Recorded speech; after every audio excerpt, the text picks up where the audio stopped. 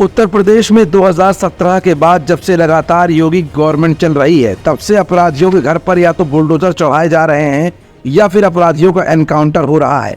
विकास दुबे से लेकर अतीक अहमद तक के मामले में योगी सरकार को सीधे कटघरे में खड़ा किया गया, लेकिन योगी सरकार ने इसे ही अपना यूनिक सेलिंग पॉइंट यानी कि यूएसपी बना डाला है।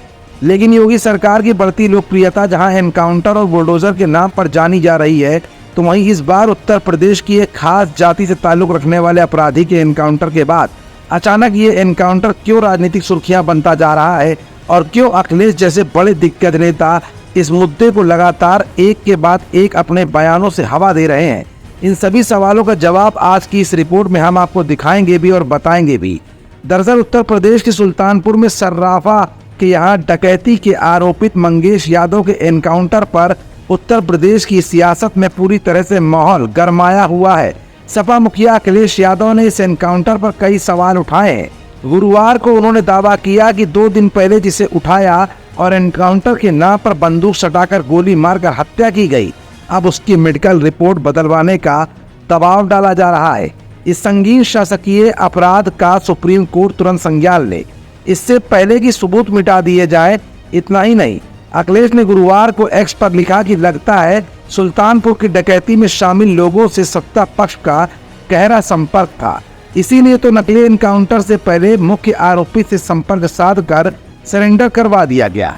अन्य सपक्षीय लोगों के पैरों पर सिर्फ दिखावटी गोली मारी गई और जात देखकर जान ली गई।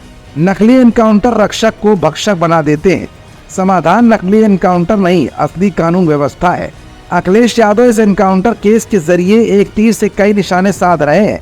लोकसभा चुनाव में जीत से उत्साहित अखिलेश अब साल 2027 के विधानसभा चुनाव की तैयारियों में भी अपने पीडीए प्रयोग के साथ उतरना चाहते हैं। इसकी भूमिका लिखना उन्होंने अभी से ही शुरू कर दिया है। सुल्तानपुर एनकाउंटर को लेकर योगी सरकार पर निशाना साधना उनकी इसी रणनीति की एक कड़ी है। जिस व्यक्ति का एनकाउंटर हुआ उसका नाम मंगेश यादव है। इसे लेकर अखिलेश ने दावा किया कि योगी सरकार जाति देखकर एनकाउंटर कर रही है। उन्होंने ये भी साफ तौर पर कहा है कि सपक्षीय लोगों के पैरों पर गोली मारी गई, जबकि मंगेश यादव की जान जात देखकर ली गई है। अखिलेश बार बार जाति पर इसलिए जोर डाल रहे हैं ताकि योगी सरकार को पीडीए यानी कि पिछड़ा, दलित और अल्पसंख्यक विरोधी घोषित किया जा सके। दरअसल इस समय लोकसभा चुनाव 2024 के बाद अखिलेश यादव पीडीए फार्मूले के आगे तक कैश कराना चाहते हैं।